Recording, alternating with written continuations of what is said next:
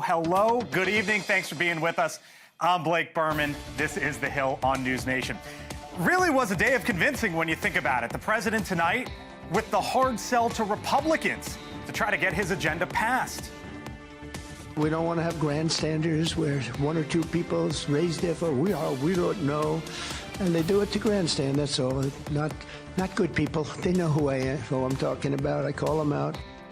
How he was dealt, though, a big blow from someone that you might not even know. We are live from the White House tonight with the president's top economic advisor. So what are they planning to do now? We'll be asking them. And this morning, the Pentagon with its own pushback, releasing this footage right here of the bunker-busting bombs in action. But questions now being asked about the location of Iran's uranium and the fight for and against socialism. How New York's Mayor Eric Adams responded today as Democrats all across the country are being asked if they support a socialist who could run America's biggest city. But first tonight, here from the Hill, the full court press at the Pentagon this morning, 8 a.m. sharp.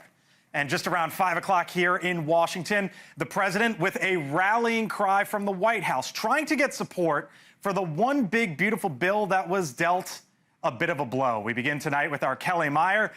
Meyer, you were all over the place today, in the room with the president this afternoon, at the Pentagon this morning. That was kind of how the White House framed this day up.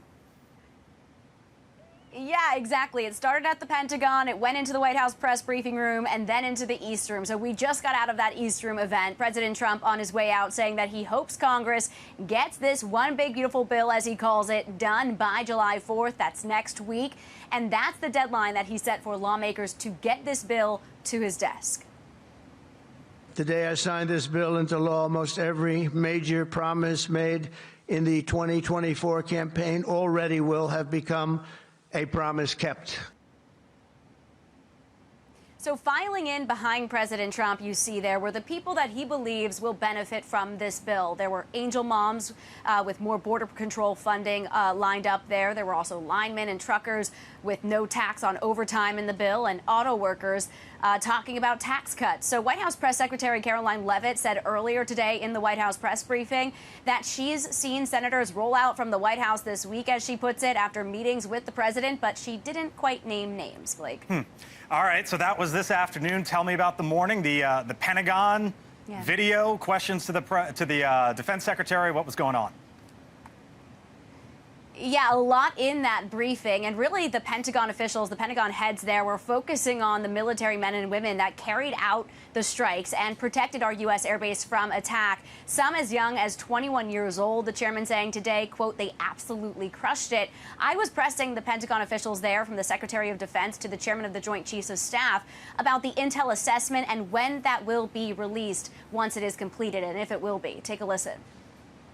Whatever is supposed to be made public will be, but whatever has to stay sensitive. Sir, I'm confident we'll find the middle ground, but there are some things that if asked, I'd want to not release. The chairman adding there that it's a balancing act between keeping the privacy and secrecy of these missions, but also being transparent with the American public. Blake. All right, our Kellie Meyer live tonight on the North Lawn. Kellie, thank you. And up on Capitol Hill, senators today, some of them at least, receiving a classified briefing this afternoon on the strikes. After that briefing was postponed earlier this week, our Tom Dempsey getting reaction from them after they left that meeting today. Tom? Hey, good evening, Blake, from Capitol Hill. Here's the thing. This Senate classified briefing all took place behind closed doors, meaning no cameras inside or anywhere near this secure room. Believe me, we tried. But here's the thing. That really makes the reactions from lawmakers about the information that was shared that much more key to all of this. And we saw two big takeaways. Republicans saying that the information highlighted the success of that mission over the weekend of those U.S. bombers hitting the Iranian nuclear facilities. But on the other side, Democrats said the information shared raised more concerns, with one of them even saying the information showed President Donald Trump has been lying to the American public. Take a listen. The allegations that we have obliterated their program just don't seem to stand up to reason. I, for one, am comforted by having a president who is decisive, We took action to protect America, to protect our ally Israel, and at least for a while take away the threat of a nuclear Iran. Yeah, we also heard from other Democrats, including Senator Mark Warner, the vice chairman of the Senate Intelligence Committee, who said it's far too early to issue any sort of bold statements about the impact of those bombings. But again, we'll get more reactions tomorrow when there's another secure briefing for House members, Blake. Our Tom Dempsey live tonight up on Capitol Hill. Tom, thank you. So the administration, in a way, is digging in its heels a bit, pushing back all day on the report suggesting that the bunker-busting bombs was not a success. You want to call it destroyed, you want to call it defeated, you want to call it obliterated, choose your word. This was an historically successful attack, and we should celebrate it as Americans, and it gives us a chance to have peace, chance to have a deal, and an opportunity to prevent a nuclear Iran. President Trump coming to this conclusion today about the alleged leak, claiming, quote, the Democrats are the ones who leaked the information on the perfect flight to the nuclear sites in Iran, adding, quote, they should be prosecuted. Joining me now, Republican Congressman from the state of Georgia, Rich McCormick, a member of the House Armed Services Committee, a doctor as well, served in the Navy, served in the Marines. Hello, sir. Good to see you today. Thanks for being with us. I'll ask you on camera here what I was just saying to you as Kellie was reporting and Tom were reporting, which is when do you think the American public starts to see that assessment? I think we'll find out the things that are unclassified fairly rapidly. I think we like to, especially if it's success. There's certain things that we in the military can't talk about even years after it's been done. Right. There's certain things that we used to plan. I can't even talk about what we planned to do that we didn't do. Okay. So it depends on what kind of classification it is. But I think once we're briefed as Congress members, there's seldom a secret. I literally, every time I sit in a brief, right, it's live tweeted, even if it's supposed to be a confidential brief. So that's why, by the way, that's why we are not briefed on secret plans before we go into country, because I don't trust Congress. Even as a military guy, you have very compartmentalized information so that won't be leaked out and put our men and women at harm's risk. Let me ask you, because there's a question about the uranium inside Iran and where it may or may not be at this point. Here was Pete Hegseth, Defense Secretary, and Senator Cotton after that briefing earlier today. You know for certain that the uranium was removed from the facility before the B-2 struck? So I'm not aware of any intelligence that I've reviewed that says things were not where they were supposed to be. I don't have a comment on that. I will say it was not part of the mission to destroy all their enriched uranium or to seize it or anything else. What'd you make of what the senator said there? Because he said it was not part of the mission. So then I guess the question is, where is it and what Iran may or may not be able to do with it? I'm not sure we know, and I'm not sure I'm going to get briefed on what the actual truth of the matter is. I don't know how much we do know. What I do know is that we took out the capacity to continue to enrich uranium right now. We've definitely made them rethink their whole objective of destroying America, destroying Israel, being openly defiant about that sort of approach to life. But quite frankly, in all negotiations we've done up to this point, they're the big winners. Everything, Iran, think about it. Every time they negotiate, they get money. They get money freed up. They win every single time we've had negotiations with them. What did we get out of it? Did they stop their nuclear program? Of course not. That's why we're at where we're at. Every time, whether it be Obama delivering pallets of cash or Biden saying, yeah, we'll free up this money that's been frozen. As a matter of fact, we'll allow you to make more money through oil sales.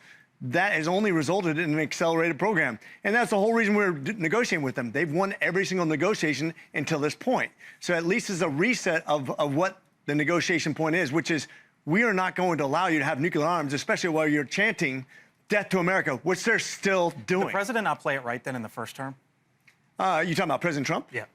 I think President Trump was much harder on than Biden or Obama, but I think they were much further away from their end objective of becoming a nuclear power. By the way, if you look at what they're polling in their nation, the people still want to be a nuclear power because it gives them it makes them feel good that they're not going to be attacked, because once you're a nuclear power, it changes the whole dynamics of international relationships. So that was the Pentagon this morning, and then as Kellie reported, the president had his big sort of, come on, guys, let's get this done, the One Big Beautiful Bill event this afternoon. Here's what the president said on one of his signature campaign policies, and then I'll get your reaction.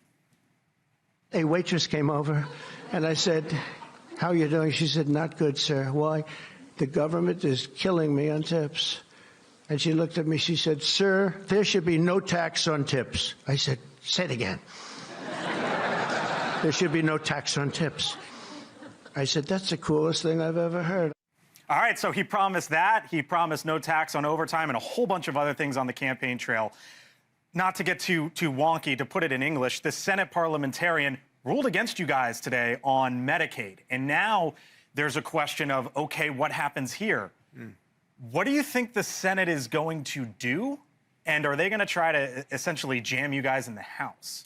Well, the interesting thing is, and I'm learning as we go, because this is my second term. We've never had the Senate before and the presidency together during my term, and I'm a doctor, not a lawyer. Right. But what I say is it's interesting to see that the parliamentarian can be overruled by Senator Thune, but he's choosing not to do it because he already set precedent so that the Democrats can do the same thing if they become in charge. Are you among the Republicans who believe that Thune should try to fire her? That's a tough question because, once again, we're setting precedents. Right. That's basically overruling her. If you got to be careful what you do because it can be used against you the next term. Yeah. Just like if you stack the Supreme Court, who's going to say that you're not going to do more of the same the next time? So precedent is really important. Okay. We have a tradition in Congress, in the Senate, and I want to be careful not to speak out of turn before I deliberate on this because this is new to me too. Okay. And matter of fact, most of the people in Congress, you got to remember, have not been here for that long. So what happens if, and I'll leave you with this, what happens if the Senate says, okay, here's what we have.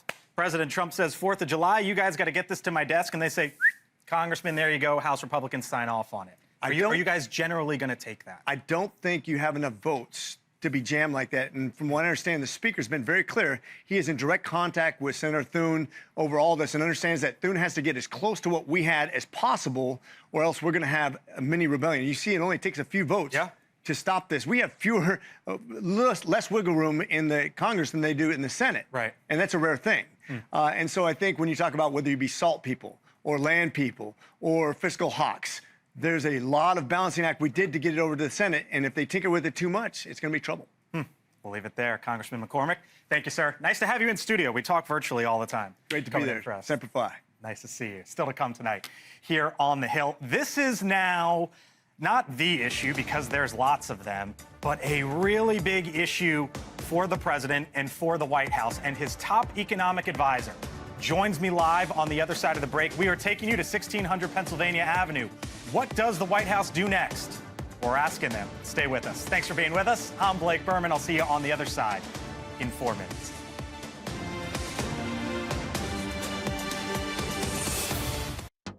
We don't need grandstanders. We have to get our country back and bring it back strong. And our country is going to be stronger, bigger, better than ever before. President Trump just a little while ago hosting an event for the One Big Beautiful Bill over at the White House. And tonight there are serious questions starting to form on the president's signature bill that aims to enact his legislative agenda. Elizabeth McDonough, the Senate parliamentarian, essentially a referee on what can and cannot be allowed in this spending bill on the Senate side, rejected key Medicaid provisions, which Republicans say are central to cutting spending. McDonough rejecting a cap on states who want to collect more funding for Medicaid. Her ruling also strikes down provisions targeting states who use Medicaid money for illegal immigrants. Senate Republicans, some of them fuming. For example, the Alabama Senator Tommy Tuberville even calling for McDonough's removal. President Trump wants the spending bill on his desk by Independence Day. That is just 8 days away. And one of the men in the middle of all of this for the president and the White House is Stephen Meyer. He is the chair of the Council of Economic Advisors. First time here on the Hill, I believe. I appreciate it. Thank you, sir. Yeah, my pleasure. Thanks for having me. So what do you all do now, given that this big decision was made about Medicaid, which has been talked about time and again, and now Senate Republicans have to figure out what's next? What is next?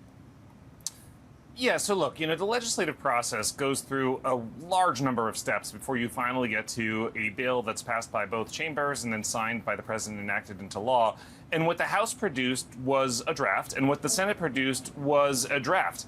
And there will be changes, and it wouldn't shock me if many of the provisions ultimately found their way in because of one channel or another. But that's for really the Senate to decide, and for the House to decide, and for them to negotiate with each other and abide by their internal rules and figure out the way to get the bill over the line with their own internal rules. It's not for me to interject myself into that process, but what I would say is the process is underway, and that there's a number of hoops hoops that folks jump through, and that just as there would ultimately have been changes from the initial draft the House put out into the final bill that's enacted into law.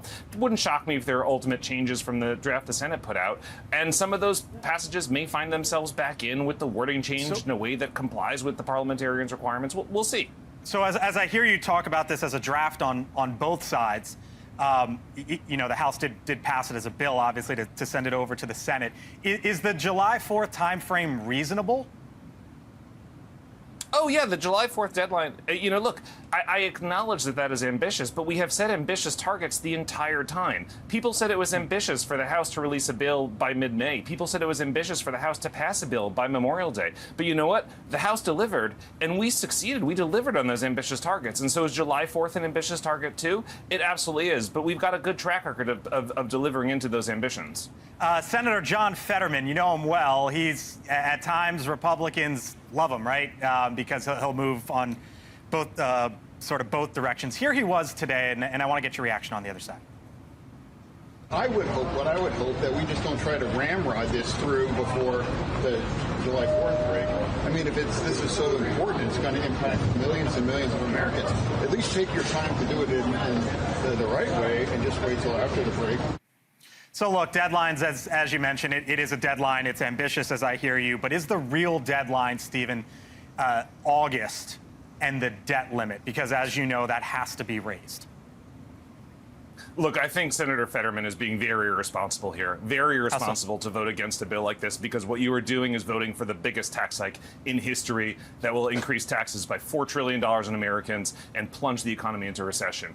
And the idea that we can put off passing this bill is really wrong, because A, you're voting for that tax hike if you vote against the bill, but B, if you push out the deadline, the economy, markets, companies, CEOs start to wonder, are you really going to do it? Are you going to get it passed? Are we going to have that $4 trillion tax hike?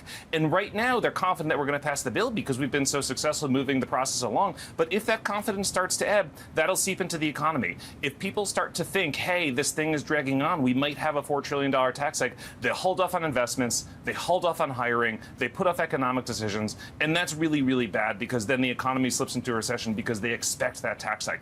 And so what Senator Fetterman said is irresponsible to support the biggest tax hike in history, and it's irresponsible to not give the economy the certainty it requires around the path of tax rates. You think there's a recession, as I hear you there, a recession if it's not passed?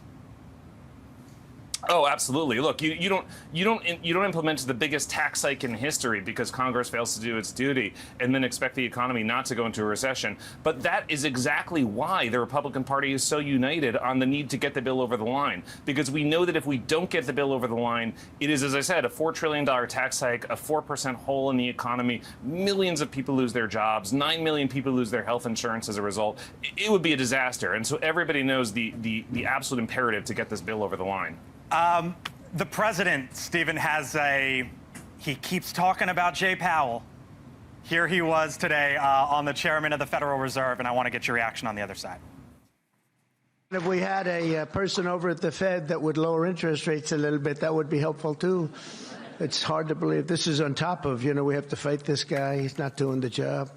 Here's why I bring it up. Wall Street Journal this morning, exclusive. Trump considers naming next Fed chair early in bid to undermine Powell. The president has toyed with the idea of selecting and announcing Powell's replacement by September or October, according to people familiar with the matter. Jay Powell's term is up next May. Is it the belief that Donald Trump, the president, will name his nominee to replace Jay Powell by the end of October? Look, who knows how these things are going to develop? Obviously, you would be nuts to think that the president wasn't thinking about who he would want in a role like that because of how important that role is for the economy and how important it is to keep the economy on track. Is that name going to be announced one particular day or another particular day?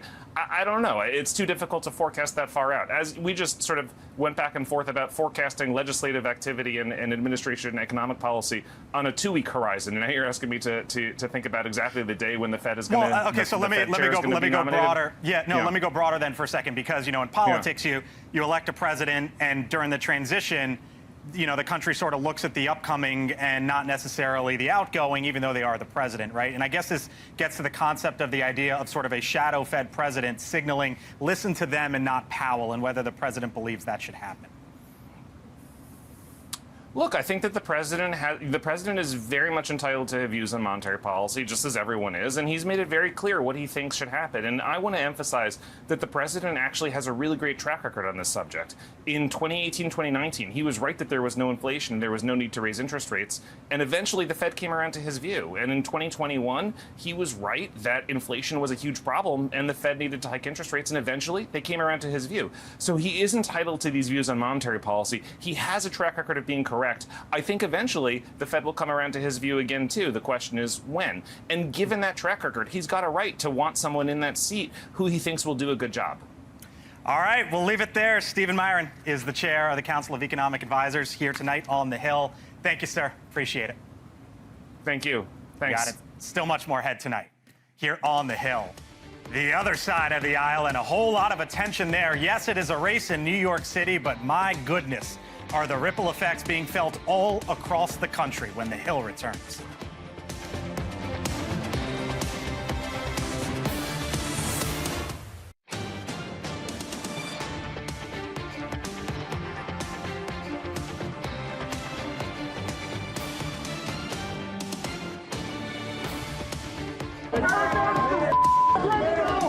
We utilize the letter F for faith. Yes. Our opponents use the letter F for profanity. Yes. So we need to stay focused. That, of course, the New York City Mayor Eric Adams launching his re-election campaign as a political earthquake, really, in New York is sending aftershocks nationwide. Adams now running as an independent. Today's announcement comes, of course, after the victory of the Democratic mayoral primary race. The 33-year-old self-proclaimed Democratic socialist, Zohran Mamdani, beating the former governor in that state, Andrew Cuomo. And there soon could be another shakeup in New York, as our Julia Manchester reports tonight, and the timing here is not coincidental. We will get into this in a second, that the New York Republican Congresswoman Elise Stefanik is set to run for governor against Kathy Hochul. Our Henna Doba live in New York, joining us now with some pushback today from Eric Adams, especially on the front as it comes to socialism. Henna?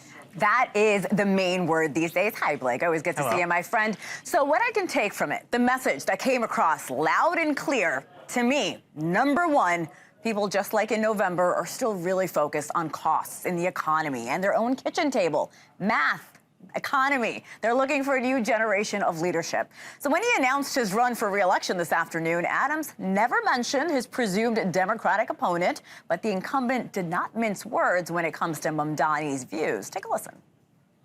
This is not a city where you use idealism to state you're giving everything to everyone for free. There's no dignity in someone giving you everything for free. There's dignity in giving you a job so you can provide for your family and the opportunities that you deserve. So this is not a city of handouts. This is a city of hands up. Very passionate. Blake, like you just mentioned, the GOP is painting self-proclaimed socialist Mamdani as a new face of the Democratic Party, alarming moderate Democrats as the National Party continues to lick its wounds from last November's presidential election.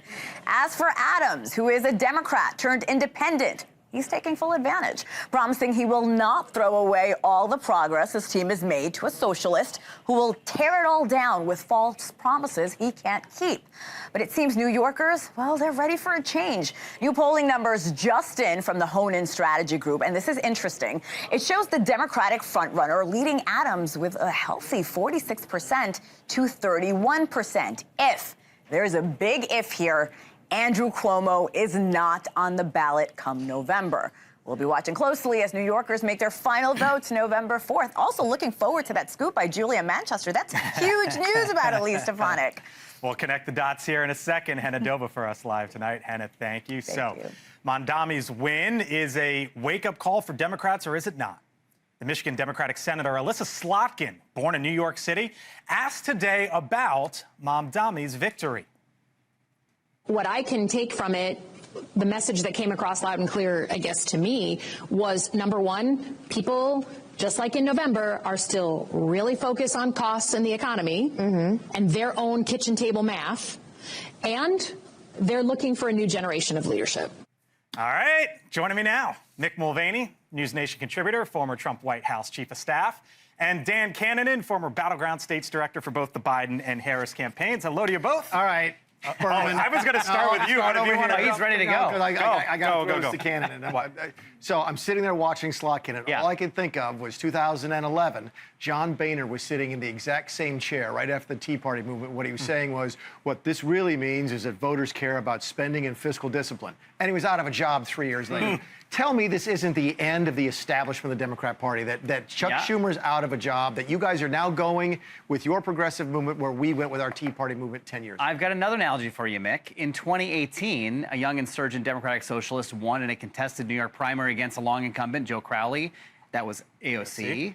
And everyone predicted that meant 2018 would be the year of the insurgent socialist candidate. But the House elected Alyssa Slotkin and Gretchen Whitmer and Abigail Spanberger and Mikey Sherrill and a whole host of moderates who are now winning statewide seats, and that's going to happen again in 2026. True, but you would have elected Bernie Sanders but for Jim Clyburn's intervention in the South Carolina primary.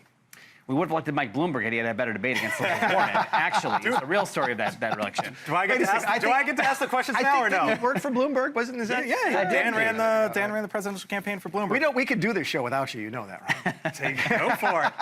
So here's where I'm going. I've heard MAGA for 10 years, right? Yeah. 10 years. Anytime Trump says something, folks in this building, that building, get asked, what about blah, blah, blah, right? And so I just heard Alyssa Slotkin in that soundbite say, oh, well, energy and youth, and turn the page. Senator Slotkin, do you support rent freeze on rate stabilized tenants? Let's show the policy position. Do you support city-owned grocery stores? Do you support a $30 minimum wage by 2030? Do you support not condemning globalize the intifada? Right? I can go on and on and on and on down the list, Dan, and that's going to be the issue for Democrats, is it not? Maybe for some, but I think, Blake, there'd be a boogeyman, whether it was AOC or Nancy Pelosi or Mamdani. It's going to happen regardless. And I think if you're Slotkin, or let's stay in Michigan, I mentioned Haley Stevens last night. She's leading in that contested primary in Michigan against some other more liberal, more online kind of folks in that primary. And she will answer those questions, I think, in a very moderate way that displays a commitment to being on the side of working class voters, to being on the side of lowering prices, to showing that you're not out of touch. I think that's the key lesson here, really, is don't be out of touch. Is there a difference, though, between Michigan and New York? Doesn't New York and Illinois and California, they're the bellwether states? That's where your party is going. Michigan was a state, I think, that Donald Trump won in 2024. So it's still a swing state at some level. So I hear what you're saying about Michigan, but what do you say about New York? I mean, is Chuck Schumer going to run again? And if he can he win? Or is it just going to be the next Democrat socialist who's going to beat him in a Republican primary? Look, there's a couple things that are interesting to me about the race. And I'm not a New York City political expert, even though I work for Mike Bloomberg. We weren't focused on New York City. Right. But I will say the conventional wisdom going into that primary was that Zohran could win, but probably with lower turnout, because the bigger the electorate, the broader the electorate, the more diverse the electorate, that's going to favor Cuomo with better name ID and more moderates in the race, and that's going to help the guy with sort of the incumbent kind of vibe to him. It was a pretty high turnout election, and it was persuasion, and he won with some of those voters that Cuomo would have won with. The broad support was bigger there. Part of that's repudiation of Cuomo because he was a very flawed candidate, so let's put that out there. But I do think the fact that Mamdani focused so closely and consistently on cost, even though he's very far left, that's clear. Okay. But everything he talked about was cost, that's the left. So it is not coincidental that the reporting from Julia Manchester of Elise Stefanik, likely to run for governor, comes now, because what is going to happen is she's going to try to tie Mamdani, right, to Kathy Hochul, and that's what you're going to see. But the question for you on your side of the aisle and how some of the folks from your side are handling this, Mick, Congressman Andy Ogle, Zohran Little Muhammad Mamdani is an anti-Semitic socialist communist who would destroy the great city of New York. He needs to be deported, which is why I'm calling for him to be subject to denaturalization proceedings. I mean, you want your party going down that road? No, it's not illegal to be anti-Semitic. It's not illegal to be socialist. It's not illegal to be communist. The guy's a citizen. I mean, fair and square. Let's just go out and beat him. Let's not try and use lawfare to try and accomplish our ends. That's not helpful. What do you expect your party to do? Back in 2000, I think it was 16, Mark Sanford was running for a congressional seat in South Carolina and was getting his butt kicked by a Democrat we'd never heard of. And he stopped debating that person and started debating a cardboard cutout of Nancy Pelosi. True story. And one going away. Okay. You're going to see that again and again. We love it when the Democrats give us these extreme candidates who are well known. So if he does become well known nationwide, and you can expect the right-wing press of this country to make him well-known. He does give us that boogeyman to run against, which we love. All right. You want to read the teas and take us to break, or are you good? No, I'll let you do something. These two back on the other side of the break. By the way, other side of the break. So the big story, right, or one of them. No tax on tips. The president was talking about it earlier today. Listen. I said, ladies and gentlemen, please announce tonight there will be no tax on tips. And a legend was made.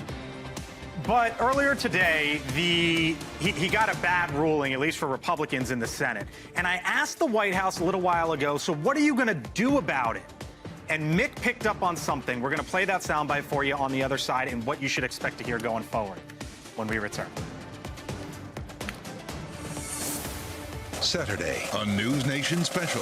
John Stossel, America's most outspoken libertarian, sounds off on the fight for freedom. You need a chainsaw for this. John Stossel, Give Me Liberty. Saturday at 7, 6 Central on News Nation. All right, welcome back here to The Hill on News Nation. It hasn't been a light news day. Here's how the administration sort of framed up today. Started first thing in the morning, a press conference involving the Secretary of Defense and the chairman of the Joint Chiefs of Staff over at the Pentagon saying, you know what? Don't doubt the success of the targeted airstrikes against Iran. That was at about 8 a.m. this morning. And then to end the workday here in Washington just a little while ago, President Trump over at the White House trying to sell his signature campaign promise. The one big, beautiful bill to secure our borders, turbocharge our economy, and bring back the American dream. That's what's happening, too. It's met with tremendous approval and reception. And if you think about it, those are really the two big stories before the president at this hour and really at this day in the coming days. Iran, the decision he made last week, and the one big, beautiful bill, and what Republicans will do with it this upcoming week.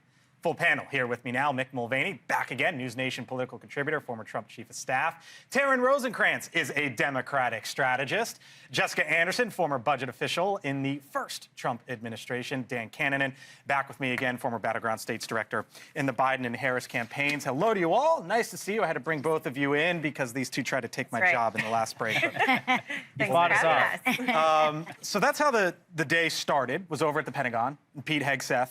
And a little bit of show and tell with the bunker-busting bombs. And it ended over at the White House with the president saying, you know what, you guys got to pass this one big, beautiful bill. But I'm not sure, Jessica, folks imagined what would happen today, which was someone who no one outside of Washington has any clue of, is the Senate parliamentarian saying, you know what, you guys can't do what you want to do on Medicaid. How big of a problem is that? Well, Elizabeth is back in the news. We've heard from her before. She's not a new name to many of us. I think it's interesting, right? So there's some Republicans that are saying, okay, she needs to be fired. She was put in place by Chuck Schumer. Others are worried about the precedent that this might set going forward. I think at the end of the day, this is playing out exactly as we expected it to. The Senate is going to have some sausage making, but at the end of the day, they are going to produce a bill that the House is going to pass and send to the president's desk. Now, can they do it by the 4th or the 5th, as the president wants? I think that's going to depend on how the next 24 hours goes. Producing a bill, which is 1,000 pages plus, and at least and getting it right from your side of the aisle are two different things, though. Well, I think the bigger picture is what's most important here. Is it going to provide funding for the border? Is it going to extend Trump's tax cuts? The additional things that they're talking about today that the parliamentarian threw out about the pay-fors, Thune can override that, of course. Okay. He can also push back on Elizabeth. They can go back to Senate Finance. So there's calling her by her first name. Well, you know, she's a first. We're first name basis now at this point. This isn't the first time she's meddled. So I interviewed the chair of the Council of Economic Advisors like 25 minutes ago here on the Hill, Stephen Meyer, and I asked him about this. Let's roll that soundbite because Mulvaney picked up on something. Roll it. It wouldn't shock me if there are ultimate changes from the draft the Senate put out, and some of those passages may find themselves back in with the wording changed in a way that complies with the parliamentarians' requirements. We'll see. Why did that stand out to you? Because I don't think he came up with that himself. The guy's a genius economist, but I don't think he understands how the Senate works. This is the talking point from the White House, okay? And this is what they're trying to push to the Republicans in both the House and the Senate, which is just calm down. Jess is right. There's going to go back with new language. They're going to try and figure out a way to jump through the hoops to get these Medicaid changes. I think they'll get most of them.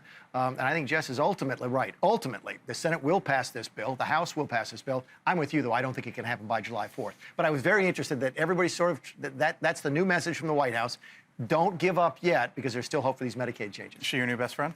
I mean, look, the ruling here, to understand what this is about whether states can expand and continue to expand on Medicaid and Medicare and Obamacare in a way that accesses federal funding to keep folks insured. And they're trying to make that impossible for states to do, which is going to kick tens of millions off of the rolls. It's the biggest cut to Medicare and Medicaid in the history of the programs, all to pay for those big tax cuts. And I agree with you. I think that Republicans will crawl over broken glass to deliver tax cuts for billionaires. If they have to cut Medicaid down to the bone to do it, they will do that. I do think the delay here is a problem, because there's 5 or 6 moderate Republicans, from Murkowski to Collins, Hawley and others, who do not like any of this. And they've been choking the poison down because they want to get these tax cuts. And this delay and having to come back at this another way does make things a little perilous in the Senate. And whatever they end up doing is going to make the House job even more difficult. I think without this problem, they could have jammed this through, and then the Senate bill is it. That's it. The House has to vote for it. They're done. Now I'm not so sure. Deal breaker, or it gets done? I mean, I think it's going to be really hard. You're finding 1 in 4 only thinks that this is going to help their families, and that's making it not so big and beautiful for anybody but billionaires. And I think that's going to be hard for everybody to swallow when they're seeing those numbers. And those polling numbers just continue to be 70% of people are not thinking that this is good. That's not good for them. And to rush it is going to be even more of a problem. You know, those are not good dynamics for them. So the day started over at the Pentagon at 8 o'clock in the morning. Mick, am I onto something here that the White House tried to frame this with the Pentagon in the morning and the president in the afternoon? And before you answer that, I guess the larger point here is these are the 2 big issues before the president right now, is it not? And where does he go from here with it? Yeah. Do I think it was done on purpose? Yes. What is Donald Trump really good at? He's good at a couple things. He's good at creating leverage. He's good at creating a show. That's what this was. Today was scripted. And if you're running the White House properly, that's what you're supposed to be doing. Biden did it, just didn't do it as well. Obama was really, really good at it. So yes, it doesn't surprise me. They started with the defense issue today, which is a good issue for them. They're finishing on the big piece of legislation they want to. That's exactly what you expect from a White House that's running properly. Do you give the president credit for Iran?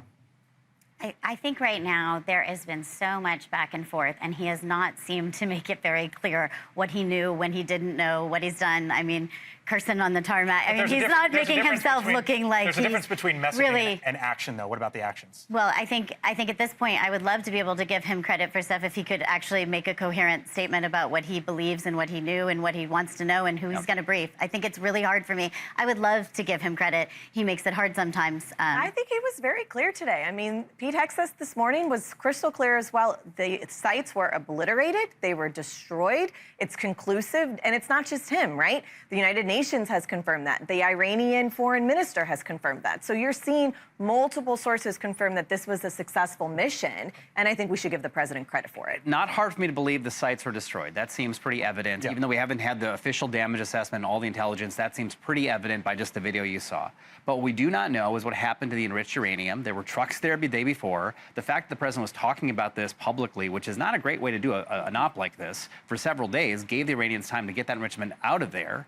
And the problem that I have with the president's approach here is that we don't really know what the objectives were. He didn't bring the country along. There was no pretext. He didn't bring Congress along. Hold on. And I mean, Obama was striking all over the place in 2016. Well, sure, but on this particular point, if we're trying to curtail their program with inspectors and with a program to actually see where the enriched uranium was, we had them enriching at 3.5% on average under Obama, and now they have all the 60% enriched uranium, which now we've lost track of.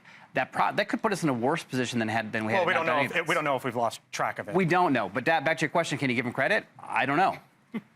This is 15 years in the making, and it goes all the way back to 2002 with, I mean, at least with Fordo. He's been very clear. Iran cannot have a nuclear weapon. This put us one more step in that direction with conclusive evidence that this was successful, and all of America should cheer. All right, we'll leave it there. Thank y'all. Appreciate it. Still to come. Nice job, Burman. Well done. Thank you, Vic. Thank you, Vic. Vic will be back tomorrow. You want to come back tomorrow?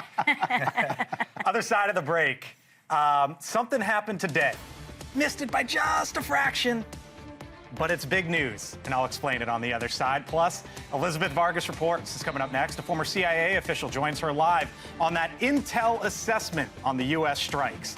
My take, other side of the break. I'll explain that fraction. Stay with us. Almost hard to believe, but we are currently in the last full week of the first half of 2025. And what have been the three biggest stories, at least politically? Many would argue that they've been Donald Trump's three big launches. Trump launching his second term on January 20th. Trump launching, quote-unquote, Liberation Day, the massive worldwide tariffs on April 2nd. And just a handful of days ago, President Trump launching those B-2 bombers, sending them into Iran and striking nuclear facilities. Now, any one of these three events would have many skeptics, for sure, and at least some experts predicting a price to pay on Wall Street. But would you look at this?